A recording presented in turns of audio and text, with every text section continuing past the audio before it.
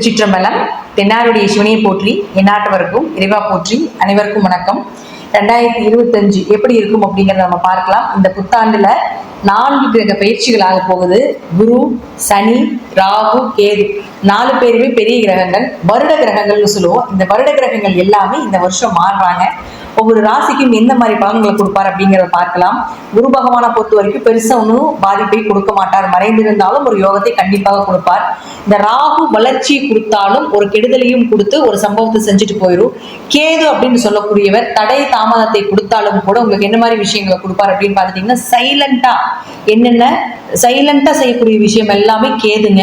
எல்லாத்தையும் பிரம்மாண்டப்படுத்தி செய்யக்கூடியது எல்லாமே ராகு. வெளிப்படைய சத்தமா செய்யறது எல்லாமே ராகு. கேது சைலண்டா சம்பவம் பண்ணக்கூடியது கேது தான். அடுத்தது சனி பகவான். இந்த சனி அப்படின்னு பார்த்துட்டீங்கன்னா இந்த வருஷம், ஏன்னா இருக்கிறதுல 2.5 வருஷத்துக்கு ஒரு தடவை மாறக்கூடிய கிரகம் அப்படிங்கிறது பெரிய கிரகம் அப்படிங்கிறது நம்ம சனியை சொல்லுவோம். அப்ப சனி பகவான் உங்களுக்கு கும்பத்திலிருந்து மீனத்துக்கு போக போறார். அப்புறம் ராகுவோட இணையக்கூடிய ஒரு 2 மாதங்கள், அதற்கப்புறம் பார்த்தீங்கன்னா 2.5 வருட காலங்கள் அந்த வீட்டுலதான் இருக்க போறார். அப்ப சனி பகவான் என்ன பண்ணுவார் அப்படின்னு அனுபவத்தையும் கொடுத்து பாடத்தையும் கற்றுக் கொடுத்து ஒரு ஆசானாக செயல்படக்கூடியவர் சனி பகவான். அப்போ இந்த சனி பகவான், ராகு பகவான், கேது பகவான், குரு பகவான் இவங்க எல்லாம் என்னென்ன செய்ய போறாங்க அப்படிங்கிறத நம்ம ஒவ்வொரு ராசிக்கும் எப்படி இருக்கும் அப்படிங்கிறத நம்ம முழுமையா பார்க்கலாம். மிதுனம் 2024. மிதுன ராசி அன்பர்களே, 4 கிரகங்கள் பயிற்சி ஆகிறாங்க. இப்போ ஃபர்ஸ்ட் குரு பகவான் உங்க ராசிக்குள்ள என்ட்ரி ஆக போகிறார் மே மாசம். இப்போ குரு 12ஆம் இடத்தில் இருந்து விரைய செலவுகள், ஆன்மீக செலவுகள், மருத்துவ செலவுகள், மனைவி விட்டு பிரிந்து வாழ்றது, கணவருக்கும் மனைவிக்கும் கொஞ்சம் கருத்து வேறுபாடுகள், தொழில் ரீதியாக கொஞ்சம் இழப்புகள், அல்லது தொழிலுக்காக சொந்த ஊருக்கு வேற ஊருக்கு போய் தொழில் பண்ண வேண்டிய ஒரு இடம் மாற்றங்கள், இது எல்லாமே உங்களுக்கு மே மாதம் வரைக்கும் நிச்சயமாக நடக்கும். இந்த மேக்கு மேல பார்த்துட்டீங்கன்னா இந்த குரு பகவான் உங்களுடைய ராசிக்குள்ள வருவார். நம்ம ஃபர்ஸ்ட் குருவினுடைய தன்மையை நம்ம ஃபர்ஸ்ட் தெரிஞ்சுக்கணும். குரு அப்படின்னா ஒரு ஆசான், மற்றவர்களுக்கு போதிக்கக்கூடியவர்கள், பொறுமை, நிதானம், புகழ், அதே போல யோசிச்சு முடிவெடுக்கிறது, சகிப்புத்தன்மை, பரோபகாரம், இதெல்லாமே குரு அதற்கப்புறம் கொடுப்பார். 12 இருக்கிறப்போ உங்களுக்கு நிறைய அலைச்சல் திரிச்சல் எல்லாம் நிறைய கொடுத்துருப்பாரு. ஓஞ்சு கோந்தற்கு வேண்டிய ஒரு சூழ்நிலைகள் கொடுத்துருக்கும். இப்ப அந்த குரு மாறும் பொழுது ஒரு அமைதியை கொடுக்கறதுக்கு ஆரம்பிச்சிருவார்.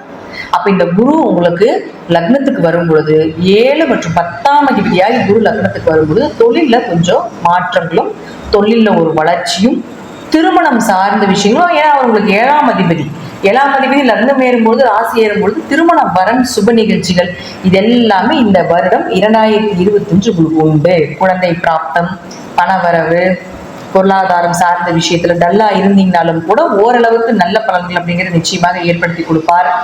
10ங்கிறது கர்மாஸ்தானம் அப்படிங்கிறதுனால நிச்சயமாக உங்களுடைய கர்மாவை கழிப்பதற்குண்டான வாய்ப்பை கூட இந்த குரு ஏற்படுத்தி கொடுக்கும் அப்படிங்கிறது முற்றிலும் உண்மை. அடுத்தது பாருங்க, இந்த கேது பகவான். கேது எங்க இருக்காரு? இப்போ 4ஆம் வீட்டுல இருக்காரு. 4ஆம் வீட்டுல ஒரு நிம்மதியே இல்லைங்க. வீட்டுக்குள்ளேயே இருக்க தோண மாட்டேங்குது. நிம்மதியே இல்லை, மனசே சரியில்லை, ஆரோக்கியம் சரியில்லை, மருத்துவ செலவுகள் வந்துகிட்டே இருக்குது. இப்ப உங்களுக்கு ரீசெண்டா இது போயிட்டு இருக்கணும்.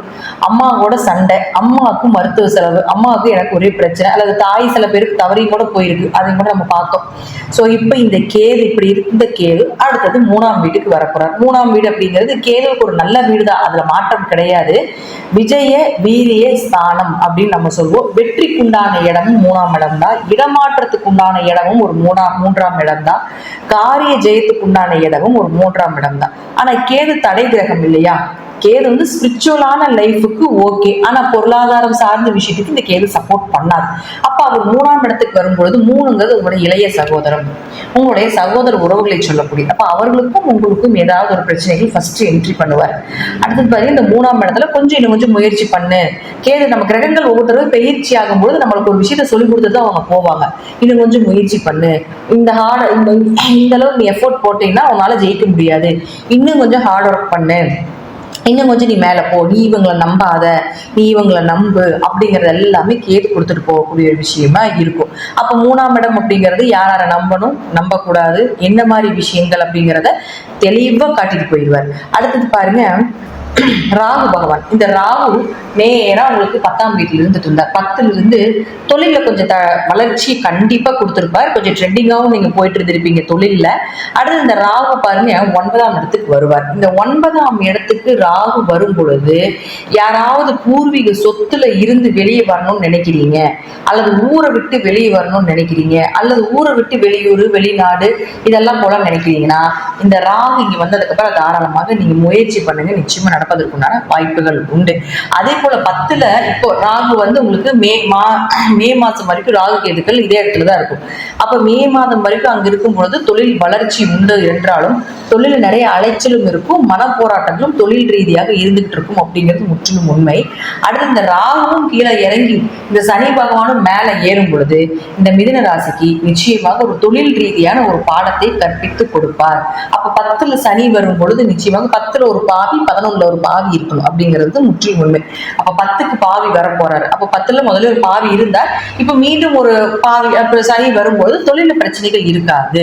அப்ப தொழில் ரீதியாக உங்களுக்கு அப்படியே மூவ் ஆயிட்டே இருக்கும். தொழிலே இல்லாம இருப்பவர்களுக்கு கூட சனி உள்ள என்ட்ரியான இதான்பா உன் தொழில், இதை புரிச்சுக்கோ, இதுதான் தொழில் இருக்கக்கூடிய சூட்சுமங்கள், இந்த சூட்சுமத்தை பிடிச்சு நீ வெற்றி பெறு அப்படிங்கிற நிறைய விஷயத்த சொல்லி கொடுத்துரும். சனி பகவான் அனுபவத்தை கொடுக்கக்கூடியவர்.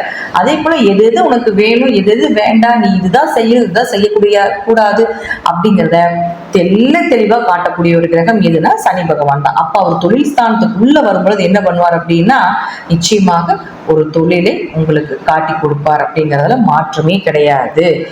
இந்த தொழிலை புடிச்சுக்கோங்க. அடுத்த சனி இங்க மாறும் பொழுது மிகப்பெரிய லாபத்தை கொடுப்பார் அப்படிங்கிறது மாற்றம் இல்லை. இப்போ தொழிலை கத்துக்கோங்க அப்படிங்கிறதுக்கு மட்டும்தான் சனி உள்ள என்ட்ரி ஆவார் அப்படிங்கிறது உண்மை. தொழில் தெரிஞ்சவங்களுக்கும் இன்னும் மீண்டும் ஒரு 2-3 பிரான்ச்சஸோ அல்லது 2-3 பயிற்சிகளோ அல்லது ஏதாவது ஒன்று இன்க்ரிமெண்டோ ஏதோ ஒன்று உங்களுக்கு நிச்சயமாக பண்ணி கொடுப்பார் அப்படிங்கிறது தான் முற்றிலும் உண்மையான ஒரு விஷயம். மிதுன ராசியை பொறுத்த வரைக்கும் இந்த 2025ஆம் ஆண்டு ராகு கேதுக்கள் மூலமாக உங்களுக்கு ஒரு நன்மைகளை கொடுக்கும். ஆனா சொந்த ஊர்ல இருந்து வெளியே ஏதாவது போகணும் அப்படின்னு நினைக்கிறவங்களுக்கு இந்த ராகு கேதுக்கள் நிச்சயமாக நன்மையை தருவார். மற்றபடி 9ல ராகு வரும் பொழுது இன்னொரு நெகட்டிவா சொல்றாங்க இப்படிலாம் சொல்றாங்க அப்படிலாம் நீங்க எடுத்துக்கூடாது. பாசிட்டிவ் எந்த அளவுக்கு இருக்குதோ எந்த கிரகமாக இருந்தாலும் 50% பாசிட்டிவ் 50% நெகட்டிவ் கொடுத்தே தீரும் அப்படிங்கிறது உண்மை. மற்றவர்களை போல அப்படி நடக்கும் இப்படி நடக்கும் ஓகோன்னு இருப்பீங்க அப்படிங்கிறதெல்லாம் நான் சொல்ல மாட்டேன். நான் சொல்லக்கூடிய விஷயம் என்னன்னா நிச்சயமாக 10ஆம் இடத்துல சனி வரும்போது 10ங்கிறது கர்மஸ்தானம்னு சொல்றோம்.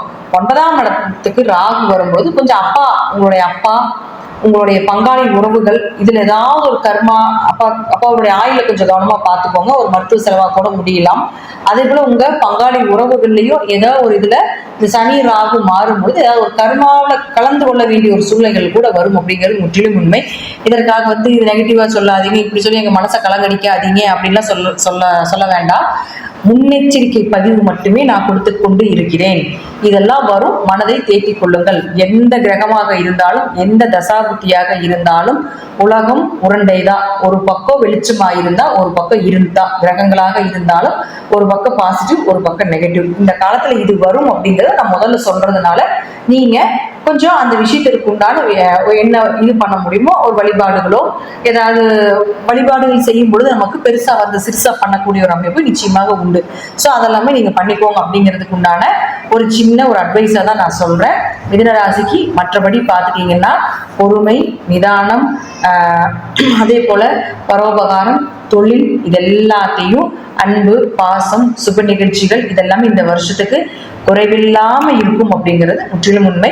நன்றி. மீண்டும் ஒரு நல்ல பதிவை சந்திக்கலாம். திருச்சிற்றம்பலம், தில்லையம்பலம், ஸ்ரீ நரசிம்ம திருடிகளே சரணம்.